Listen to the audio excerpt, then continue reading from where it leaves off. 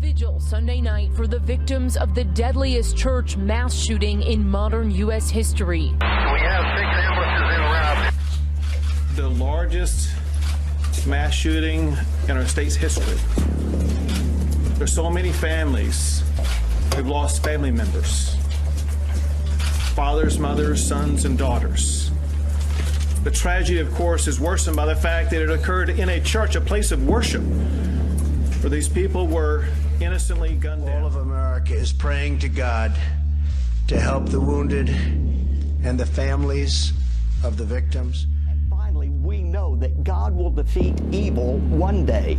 And that's the great hope of Christianity, that one day the Lord's going to return and put an end to all of this evil that seems to be running rampant. And to have such a demonic attack, it is a spiritual warfare that we are involved in, and oftentimes it takes the form of physical violence, and it's heartbreaking and horrific. It's indescribable to just think what happened there. And of course, this will not stop the gospel of Christ. It will not stop. The largest mass shooting in our state's history. There's so many families who've lost family members. Fathers, mothers, sons, and daughters. The tragedy, of course, is worsened by the fact that it occurred in a church, a place of worship, where these people were innocently gunned down. We mourn their loss, but we support their family members. We appreciate the first responders and what they've done to help respond to this challenge. They are continuing in their efforts as they put all the pieces of a very complex puzzle together to try to provide their community all the answers they need and deserve. Unfortunately, I'm sad to tell you, to confirm, at least at this moment in time, there are 26 lives that have been lost. We don't know if that number will rise or not. All we know is that's too many. And this will be a long, suffering mourning for those in pain. We ask for God's comfort, for God's guidance, and for God's healing for all those who are suffering. As governor, I ask for every mom and dad at home tonight that you put your arm around your kid and give your kid a big hug and let them know how much you love them, knowing that we support each other. Tell your friend and your neighbor that you support them and that you will work with them. I'm very proud of the way that we have so many people working together to respond to this. Already, in talking to the emergency team in Texas, it's reported that the emergency medical task force from San Antonio was deployed to help respond to the magnitude of this tragedy. San Antonio area hospitals and trauma centers have coordinated with regard to patient movement and patient care. The Red Cross has set up Family Assistance Center to help all families affected by this. One thing that is very important for everybody affected by this, whether you're a family member or non-family member, is that you avail yourself of counseling resources that will be made readily available in abundance. Now, we have so many people who have helped respond in coordinated fashion already. I want to express my gratitude to the President who called from overseas. My gratitude to Senators Cornyn and Cruz, with whom I've already spoken, as well as members of the Texas legislature. But when you look at the robust response from just the immediate area, I want to express my gratitude to the Sheriff of Wilson County, to the District Attorney from this area, Audrey Lewis. The reason I say this area is because her territory is larger than just Wilson County. and to DPS Regional Director Freeman Martin. Each of those three will be speaking shortly. But also to the mayor of the area where we are located right now, the mayor of Stockdale, to the Department of Homeland Security, to the ATF, the FBI, the Bexar County Sheriff's Office, the Guadalupe County Sheriff's Office, the Wilson County Sheriff's Office, the Livonia Police Department, the Stockdale City Marshal's Office, and the Seguin Police Department. And I have no doubt that there are other law enforcement as well as emergency agencies that have responded to this. And I regret if I did not mention you. Just know that we appreciate the profound. Just have been told some even more tragic news on top of this already horrendous tragic, that we are being told now that the Pastor Frank Pomeroy, the pastor of First Baptist Church, that his 14-year-old daughter was one of the members in that church service, and she was killed. You know, I get emotional just here on this set. You think about a 14-year-old child, and you think about all the other children that was in that church with their parents, and you think about the fact that they were innocent people, and that somebody with a cowardly act just came in and took the lives of these innocent people. You know, there are going to be a lot of question marks about this. How can we, in the future, stop something like this from happening when people are so vulnerable on a Sunday morning, worshiping their God in a church, and to have this to happen? And then to think of the pastor's daughter, 14 years of age, innocent, shot by a coward. It's just a very traumatic situation. Ted, I'm sure. Inexplicable. Yeah, I'm sure that there are many people watching right now, and they share your passion, your compassion, your heartfelt heartbreak through the killer's past and through his home as the search for a motive in this intensifies. And here with the latest on the investigation is Fox News contributor and former D.C. police detective Ted Williams. Ted, this is such a difficult story because it's such a soft target. There are victims as young as 5 years old, all the way up to 72, a pregnant woman shot dead, the pastor's 14-year-old daughter. What does it say about humanity? It really questions humanity, unfortunately, under the circumstances. But we're beginning to get a clearer picture of who this guy is or was. It is no doubt about it that he himself, from what I understand, that may have had relatives that attended the church in question, comes across the street, shoots these individuals. This happened where you would least expect it, Rob and Jackie, and that is in small-town America.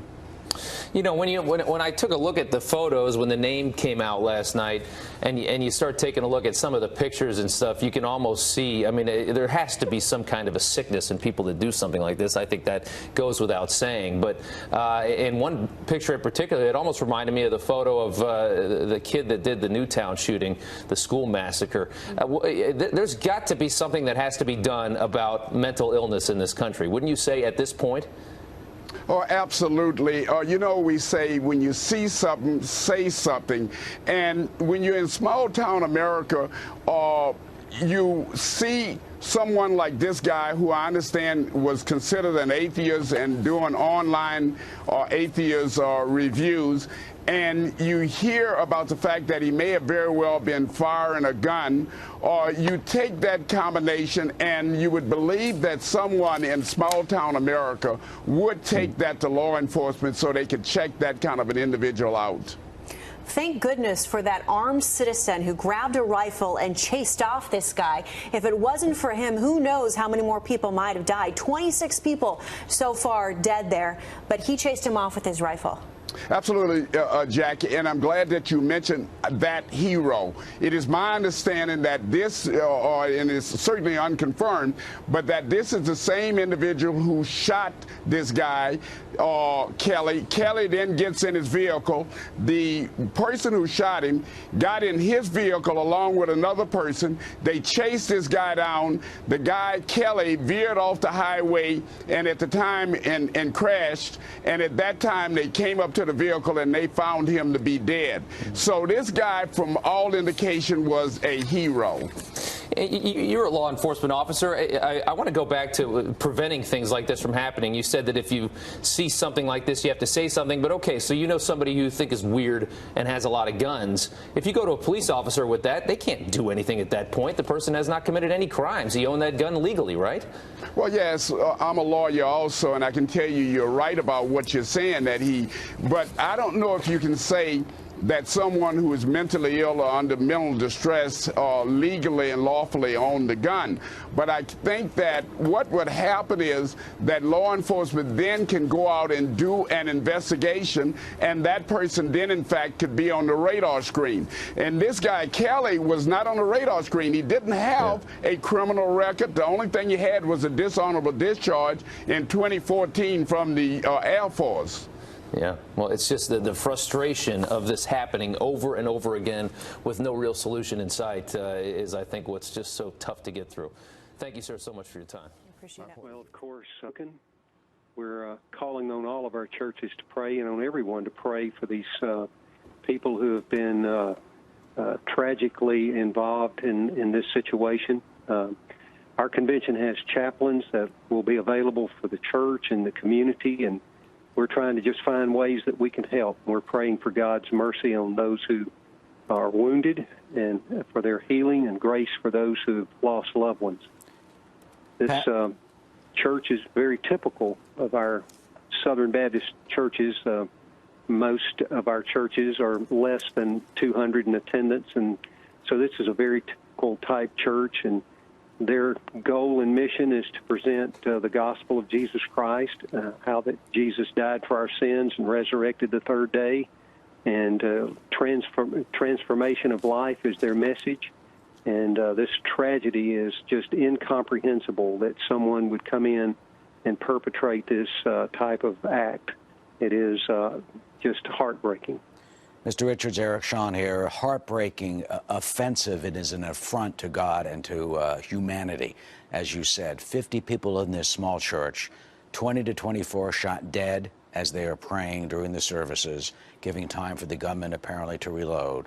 About 20 others wounded, including children, we're told. Among the dead, adults, children, a 2-year-old also grazed. What can you tell us about the church? Pastor Pomeroy is the pastor of this church. Do you know it? Have you been there? And what is your insight about the type of services there? Well, our convention, what we call a field ministry strategist, we have a person in that area that ministers very closely to these churches and to the pastors, and he is on his way there. He actually preached in that church 3 weeks ago, very familiar with the church. And like I was saying, it's very typical of our churches in that they're presenting the gospel of Christ. They're seeking to minister to the community. They're wanting to see lives transformed. And to have such a demonic attack, it is a spiritual warfare that we are involved in, and oftentimes it takes the form of physical violence, and it's heartbreaking and horrific. It's indescribable to just think what happened there. And of course, this will not stop the gospel of Christ. It will not stop the godly people who seek to serve the Lord there. And so we're coming alongside of them in every way that we possibly can. God bless you and thank you. You just used the words dynamic attack. I mean, this is, according to the Texas Governor Greg Abbott, saying an evil act You know, the investigators are going to start going through the background of this shooter. They're going to go look at motivation, whether it was a terrorist attack, whether it was a domestic cause, whether it was a domestic dispute, whether it was international terrorism or jihad that we've been reporting and we're becoming all too so familiar with in this country. But talk about evil. Talk about something that would be in someone's heart. To go in the morning at 11:30 in the morning and see children in their faces. We saw this in Las Vegas. We've seen this elsewhere in this country too often. We saw it with Dylan Roof in Charleston, South Carolina, and his hatred motivated by race. Tell us a bit about evil acts and what could perpetrate someone to actually do something like this. It's actually, you target with all of that. The motive is irrelevant. What is a fact that we all know is that it is evil.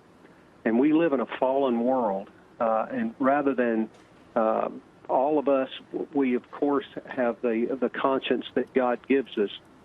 But all of us have the propensity toward evil. And only by the goodness of God working in our hearts can we be restrained. And only by the personal relationship with Christ can we have the power to overcome evil in our own lives. And so when it comes out like this, when this type of violent, senseless killing, the unexplained motive, it doesn't really matter because we know that the root of it comes from the very depths of evil, and it is demonic. It's a town of like just under 700 people, and if the numbers bear out, 24 murdered in cold blood in broad daylight, 20 more wounded. You've got roughly 50 people or more, who, roughly, in that church. I mean, that's like 8% of the town's population. And this is the type of thing, having seen what we experienced here in New York City this past week, that basically does not happen in small town America. Yes, that's and of course with the numbers that we're hearing, it sounds like he may have actually shot every person in that room. It would be about the same in attendance as the numbers that we're getting back. And finally, Mr. Richards, what are you telling your congregants? What are you telling the pastors as part of the Southern Baptist Church of Texas in terms of what they can tell the faithful, they can tell their parishioners and the churchgoers? Absolutely. We're calling on everyone to pray and ask the Lord for grace and to provide strength for the people who are going through this. And so we welcome people to lift up their prayers for these individuals who are directly impacted at the First Baptist Church of Sutherland Springs. Jim Richards, thank you. We will pray and ask for God's grace. All Americans should do that this afternoon. Thank you. Our heart is with you. Our sympathy is with you. Why the former airman, there's this picture, his name is Devin Kelly, carried out this attack as they're digging into his troubled past. In the military. Todd Pyro is live in Sutherland Springs, Texas, with the latest details for us. Todd.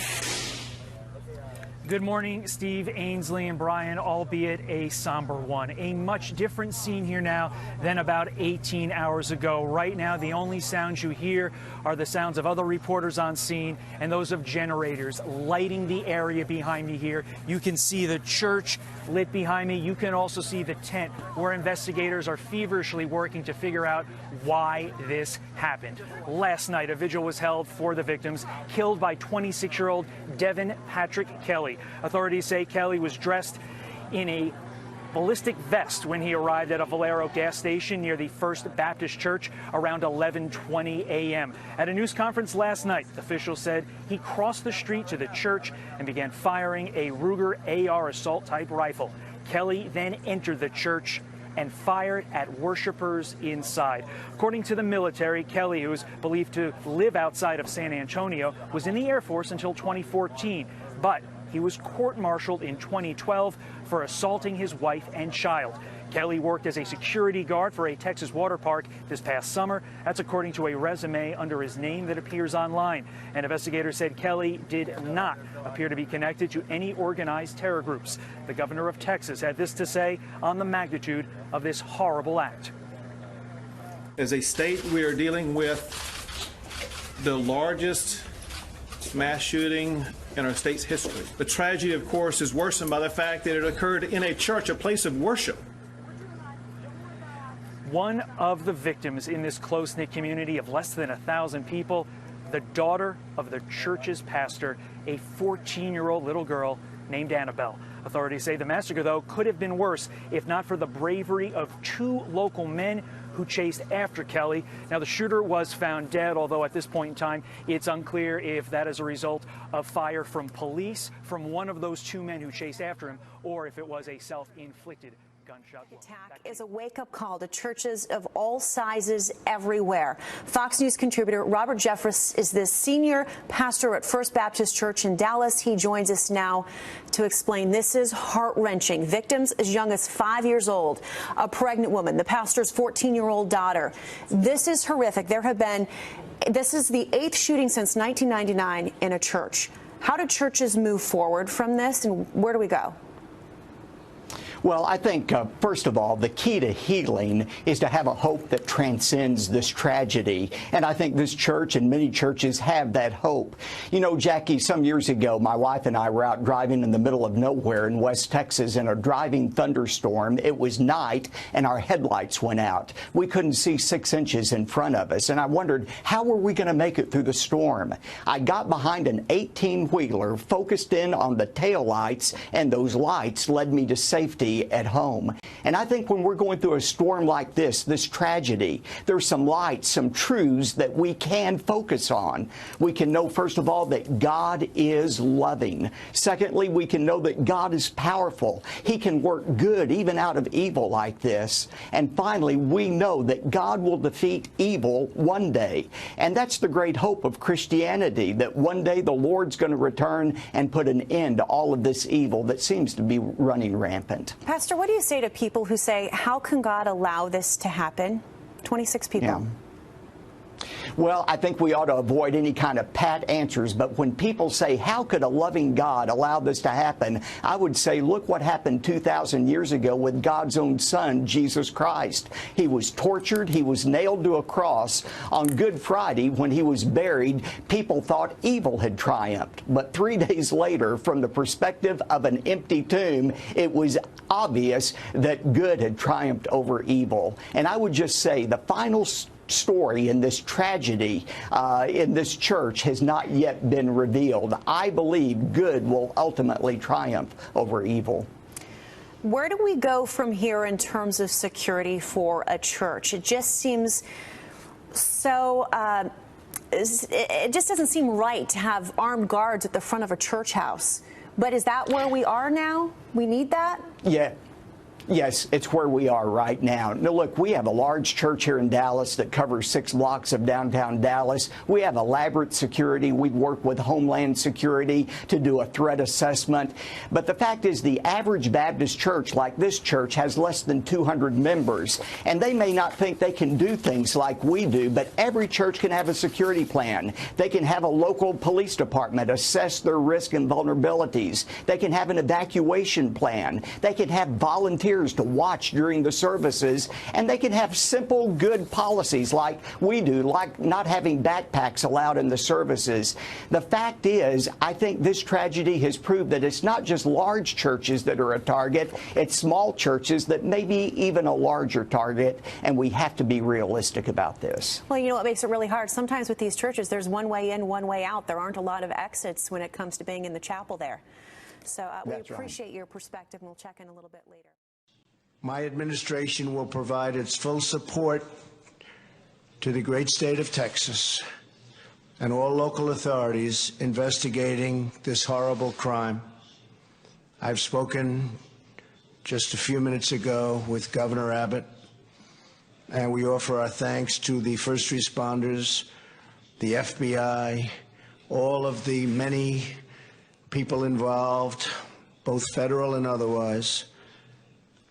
Ultimately, they stopped the suspect and rendered immediate life-saving aid to certain victims of the shooting.